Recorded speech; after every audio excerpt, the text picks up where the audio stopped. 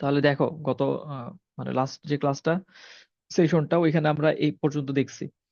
তাহলে এখন এইটা বের করার পর, যে P by sine alpha equals to Q by sine beta, এটা বের করার পর বাকি দুইটা আমরা অনুরূপ ভাবে লিখে দিব। যে অনুরূপ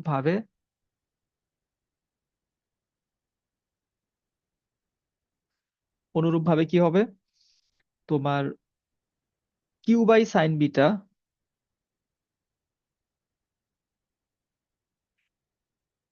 equals to R by sine gamma.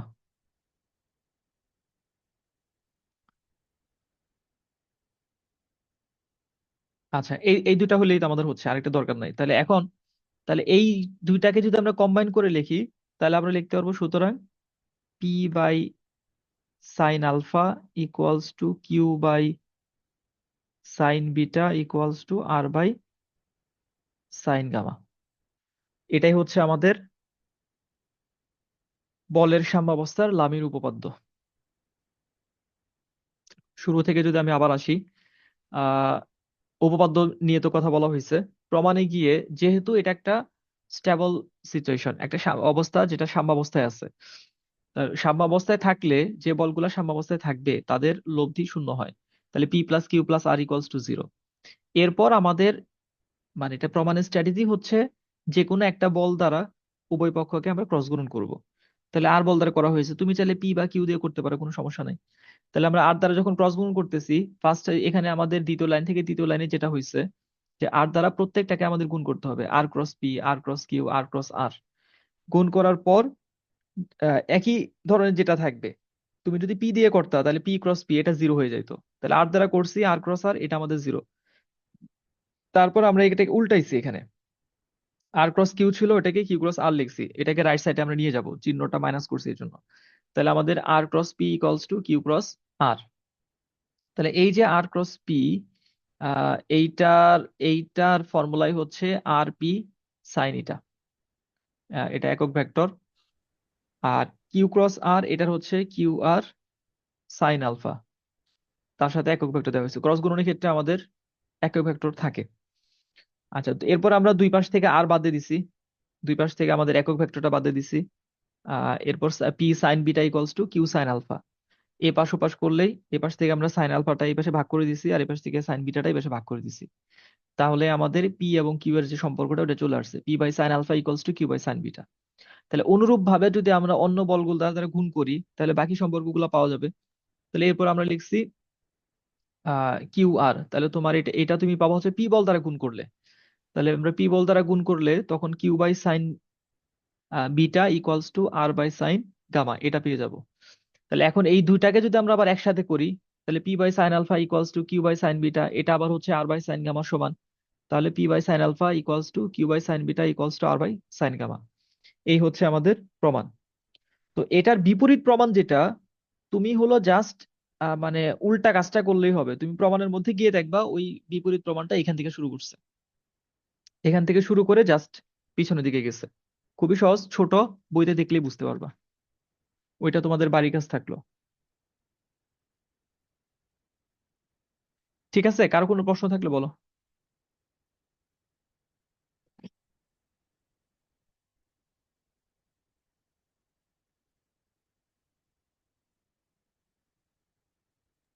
না স্যার। আহ এই হচ্ছে আমাদের 8.2 অধ্যায়ের থিওরিটিক্যাল যে আলোচনাগুলা। তো এখন আমরা চলে যাব হচ্ছে অনুশীলনীতে।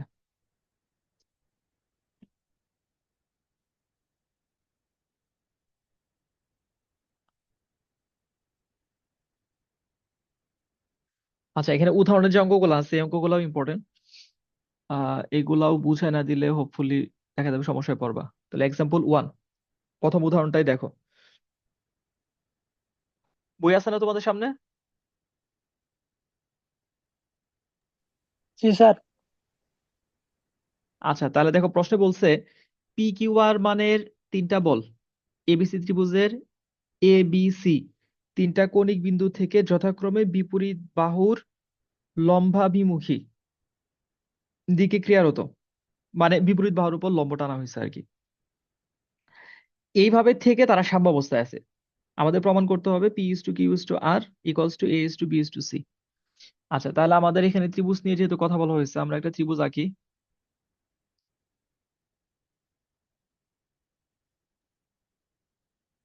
এইটা হচ্ছে আমাদের ত্রিভুজ। সাপোজ এটা এ বি সি ত্রিভুজ নেওয়া হয়েছে। তাহলে পি কিউ আর তিনটা বল, এই তিনটা বল কিভাবে আছে? এ বি সি তিনটা কৌণিক বিন্দু থেকে। তাহলে এ বিন্দু থেকে আছে পি বল, কিভাবে আছে? বিপরীত বাহুর উপর লম্ব। লম্বাভিমুখে মানে লম্বের অভিমুখে আছে। তাহলে আমাদের এই যে এ বিন্দু থেকে যদি আমরা সোজা একটা লম্ব টানি, আমরা যে রেখাটা পাবো, সাপোজ এডি রেখা, এটাই হচ্ছে আমাদের পি বল।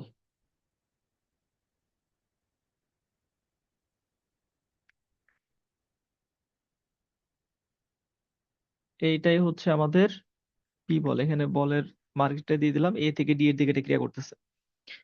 আচ্ছা, এরপর বি বিন্দু বরাবর কোনটা? কিউ বল।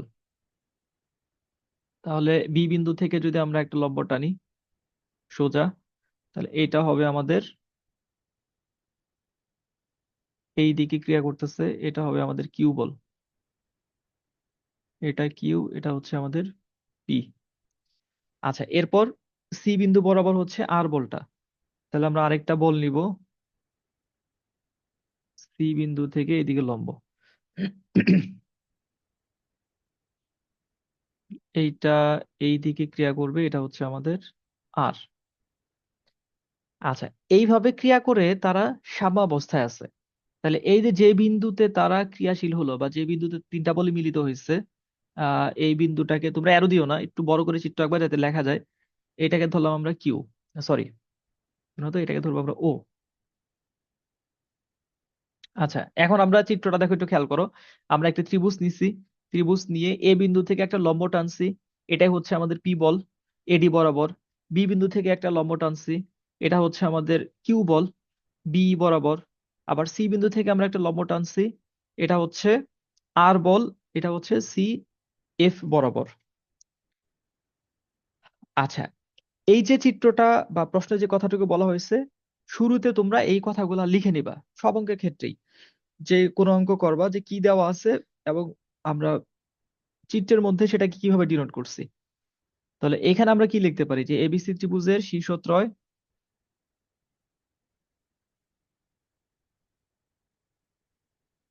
আচ্ছা, এটা মনে করে লেখার দরকার নাই, কারণ প্রশ্নে এবিসি ত্রিভুজ উল্লেখ করা আছে। যে এবিসি ত্রিভুজের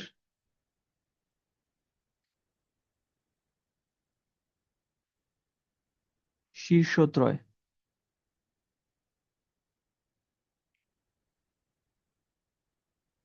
এ বি ও সি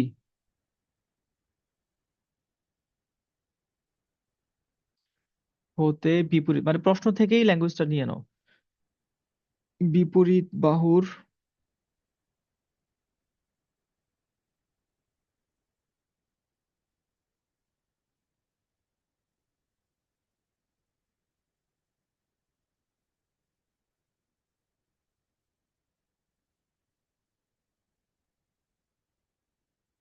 বিপরীত বাহুর উপর অঙ্কিত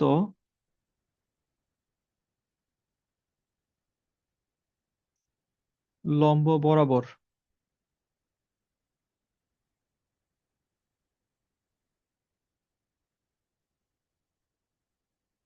যথাক্রমে পি কিউ ও আর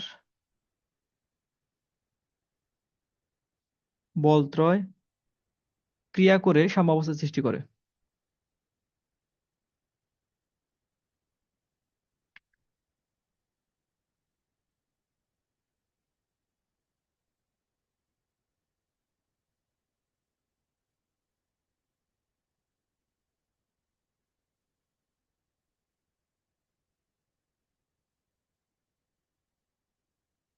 আচ্ছা, তাহলে আমরা এখানে কি করতে পারবো? এখানে লামির উপপাদ্য আমরা অ্যাপ্লাই করতে পারবো। তাহলে সুতরাং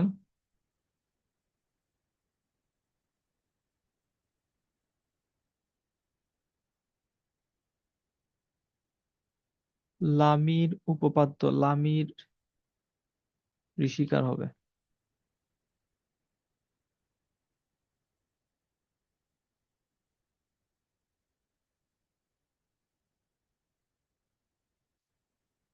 তাহলে লামির উপপাদ্য থেকে আমরা কি পাবো? একটা একটা করে বল নাও।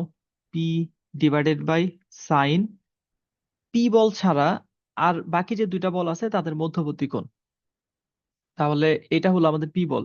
এই পি বল বাদ দিলে আমাদের বল থাকে হচ্ছে যেটা হচ্ছে গ্রিন কালারটা কিউ বল, আর ব্লু কালারটা হচ্ছে আমাদের আর বল।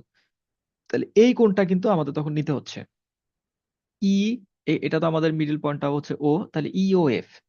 তাহলে পি এর নিচে আমাদের লিখতে হবে P divided by sine E O F. Formula অনুযায়ী যেটা আসে জাস্ট ওইটাই লিখবা, তারপরে আমরা চিন্তা করবো যে এটার মান কিভাবে বের করা যায়। আর এরপরে তুমি নাও কিউ বল। যখন তুমি কিউ বল নিচ্ছ, এটা আমাদের কিউ গ্রিন কালার, তাহলে কিউটা বাদ, এটা বাদ, এটা বাদ দিলে আমাদের থাকতেছে হচ্ছে পি বল আর হচ্ছে আর বল। তাহলে পি এবং আর এর আহ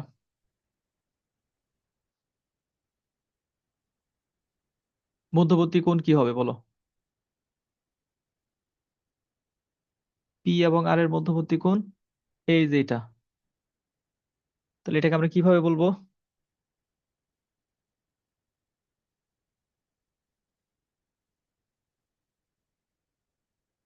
F O D. F O D. হ্যাঁ, sine F O D equals to, এরপর হচ্ছে আর। তাহলে যখন আমরা আর নিব,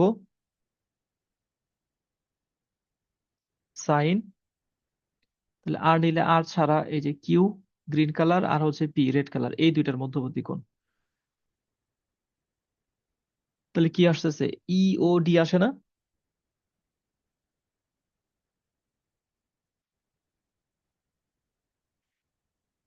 এই লাইনটা বুঝতে পারলে কিনা দেখো, এটা আমাদের মূল এই অঙ্কের মূল লাইন, যেটা যেটা ধরে আমাদের প্রমাণটা চলে আসবে।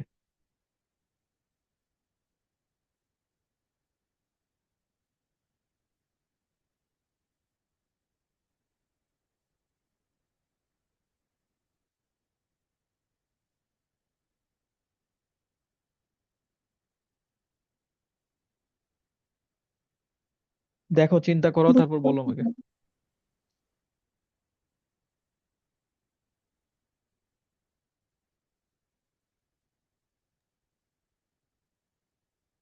সবাই বুঝতে পারছো? জি জি স্যার। স্যার।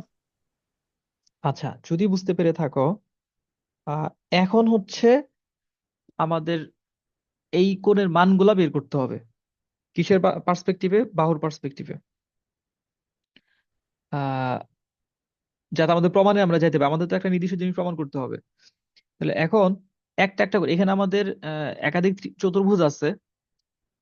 আমরা যদি একটা করে চতুর্ভুজ চিন্তা করি, এ ই ও এফ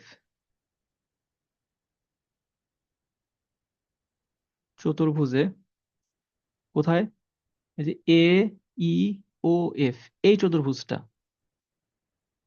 তো আমরা নিচ্ছি হচ্ছে এই যে এই চতুর্ভুজটা, এটা চতুর্ভুজের চার কোণের সমষ্টি 180 ডিগ্রি, সরি 360 ডিগ্রি। তাহলে এখানে এই চতুর্ভুজটা যখন আমরা কনসিডার করতেছি, এটা চারটা কোণ হচ্ছে এ কোণ, ই কোণ, এফ কোণ, আর এই যে ও বিন্দুতে যেটা আছে যে কোণটা, এই চারটা কোণ। এর মধ্যে বিই কিন্তু লম্ব, তার মানে এটা 90 ডিগ্রি। সিএফ লম্ব, তার মানে এটাও 90 ডিগ্রি। তাহলে আমরা জানি না শুধুমাত্র এ কোণ আর হচ্ছে এই যে ই ও এফ, এই কোণটা, এই দুটা কোণ আমাদের জানা নাই। বাকি দুটা কোণ হচ্ছে 90 ডিগ্রি, আর এই চারটা কোণের সমষ্টি 360 ডিগ্রি, যেহেতু এটা একটা চতুর্ভুজ। এইভাবে এখানে এই যে আরেকটা চতুর্ভুজ আমরা পাবো, এই পাশে আরেকটা চতুর্ভুজ আমরা পাবো। আচ্ছা, তাহলে আমরা এইখানে লিখতে পারি এই চতুর্ভুজে অ্যাঙ্গেল ই ও এফ, এটা ও বিন্দুতে যে কোণটা আছে এটা, plus angle O F A, plus angle O E A. মানে ও বিন্দু থেকে এফ কোণ আর ই কোণ এই দুটা নিলাম, আর থাকে আমাদের প্লাস অ্যাঙ্গেল এ। এ বিন্দুতে যেটা আছে সরাসরি ওটা আমরা এই হিসাবে ধরতে পারি। তাহলে এটা ইকুয়ালস টু হচ্ছে 360 ডিগ্রি। তাহলে এর মধ্যে ওই যে বললাম দুইটা আমাদের 90 ডিগ্রি, এই যে এই দুইটা হচ্ছে আমাদের 90 ডিগ্রি। তাহলে angle E O F plus 90 degree plus 90 degree plus angle A equals to 360 degree. এই 90 যদি আমরা এই পাশে পাঠাই দিই 180, তাহলে আমাদের হবে angle E O F plus angle A equals to 360 থেকে 180 চলে গেলে 180 ডিগ্রি। সুতরাং angle E O F equals to 180 degree minus angle A. তাহলে এইটা আমরা বের করলাম ইওএফ এর জন্য। দেখো ইওএফ, এটা তুমি পাইছো 180 ডিগ্রি মাইনাস এ, ওই কোণটা যে কোণটা এই চতুর্ভুজের মধ্যে আছে। তাহলে যখন তুমি এই যে আরো যে চতুর্ভুজগুলো আছে এই চতুর্ভুজ নিয়ে যখন তুমি কাজ করবা তখন তুমি পাবা 180 ডিগ্রি মাইনাস বি। যখন তুমি এই চতুর্ভুজ নিয়ে কাজ করবা তখন তুমি পাবা 180 ডিগ্রি মাইনাস সি। কোন কোণগুলা? এই যে যে কোণগুলা আমাদের মাঝে আছে, সেন্টারে আছে। তাহলে এই জায়গা থেকে আমরা অনুরূপ ভাবে লিখে দিব যে অনুরূপ ভাবে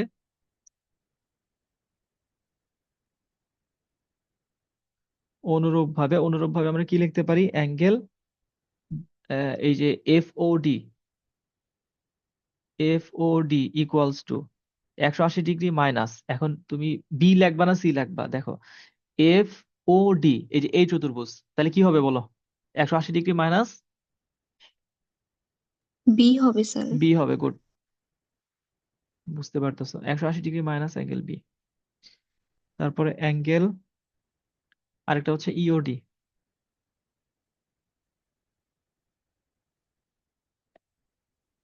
এই ইওডি এটা এই যে এই চতুর্ভুজ, তাহলে 180 ডিগ্রি মাইনাস সি। তোমরা যে কটা অঙ্কই করবা কম করো, কোনো সমস্যা নাই, কিন্তু বুঝে করো। তাহলে তোমার অঙ্ক, পার্টিকুলারলি এবছর পরীক্ষায় তোমরা দেখছো যে বই থেকে অঙ্ক কিন্তু খুব বেশি আসে নাই, চেঞ্জ হয়ে আসবেই। বাট তুমি যদি 5টা অঙ্ক বুঝে করতে পারো তাহলে ওই ক্রাইটেরিয়ার মধ্যে থেকে, ওই স্পেস থেকে যদি প্রশ্ন আসে তাহলে ডেফিনেটলি তুমি পারবা। তো এটা ইফেক্টিভ।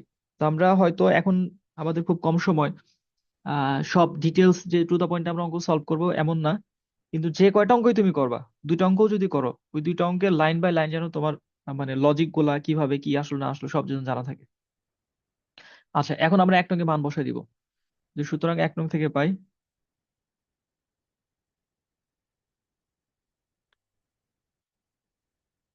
1 নং থেকে আমরা পাবো পি ডিভাইডেড বাই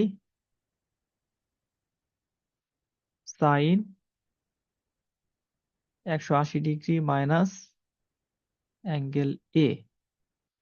আচ্ছা, এ শুধু এ লিখলেও হবে, এখানে অ্যাঙ্গেলটা সাইনের মধ্যে আবার অ্যাঙ্গেল যাবে, অ্যাঙ্গেল লেখা দরকার নাই। 180 degree minus theta equals to Q divided by sine 180 degree minus B equals to R divided by sine 180 degree minus C. তাহলে 180 ডিগ্রি মাইনাস থিটা যাচ্ছে দ্বিতীয় চতুর্ভাগ সাইনের চতুর্ভাগ, চিহ্ন তাহলে প্লাস হবে। তাহলে P by sine A equals to Q by sine B equals to R by sine C. এটাকে দিয়ে রাখি আমরা 2 নং সমীকরণ। আচ্ছা, এটাকে যেহেতু আমাদের প্রমাণের মধ্যে রেশিও আকার আছে, তাই এইটাকে আমরা রেশিও আকারে লিখতে পারি। সুতরাং P is to Q is to R equals to sine A is to sine B is to sine C. এটাকে দিয়ে রাখলাম 2 নং সমীকরণ। আচ্ছা, এখন আমাদের জাস্ট প্রমাণের স্বার্থে, মানে এই পর্যন্ত করে কিন্তু তোমার ক্যালকুলেশন শেষ, কিন্তু তোমার প্রমাণটা কি চাইছে? তোমার প্রমাণে চাইছে যে P is to Q is to R equals to A is to B is to C. ABC কারা? ছোট হাতের এবিসি, যেটা বড় হাতের এ তো আমাদের এ বি সি এরা হচ্ছে কোণ, আর ছোট হাতের এবিসি হচ্ছে বাহু। এখন কোণের সাথে বাহুর সম্পর্ক তোমার এখানে এইটা তো প্রমাণের মধ্যে আছে, এটা তো লাগবেই। তাহলে এইটা তো আমাদের নাই প্রমাণের মধ্যে, তাহলে এটার পরিবর্তে আমাদের কি নিয়ে আসতে হবে? A is to B is to C. তাহলে sine A sine B sine C এদের সাথে বাহুর সম্পর্ক, এটা আমরা ওই যে 7.7 অধ্যায়ে পড়ে আসছি ত্রিভুজের সাইন সূত্র। তাহলে এখানে আমাদের ওই জিনিসটা রিকল করতে হবে যে আমরা জানি আবার আমরা জানি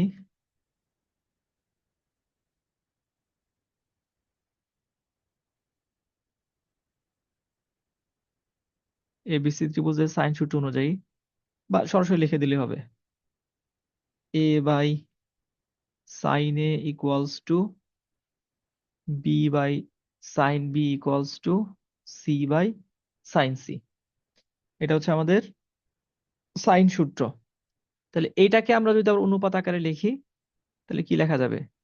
a is to b is to c equals to sin a is to sin b is to sin c।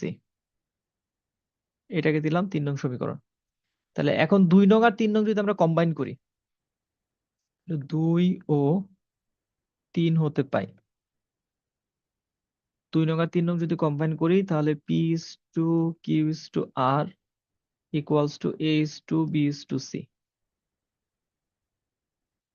এইটাই আমাদের প্রমাণে চাইছে।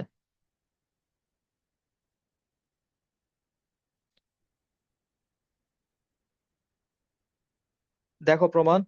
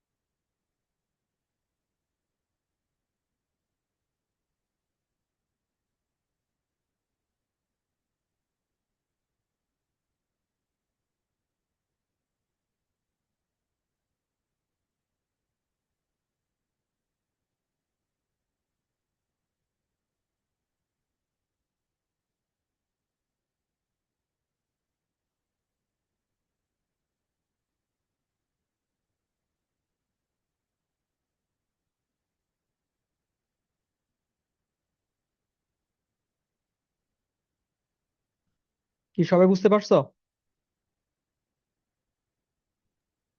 জি স্যার। জি স্যার।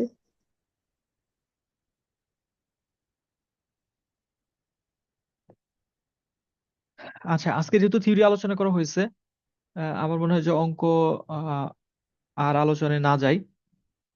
তোমরা আজকে যেটা করবা, সাম্যাবস্থার ত্রিভুজ সূত্র, ত্রিভুজ সূত্রের বিপরীত প্রমাণ, লামির উপপাদ্য, লামির উপপাদ্যের বিপরীত প্রমাণ, এই 4টা, সাথে এই ম্যাথটা উদাহরণ 1, এই পর্যন্ত তোমরা করবা।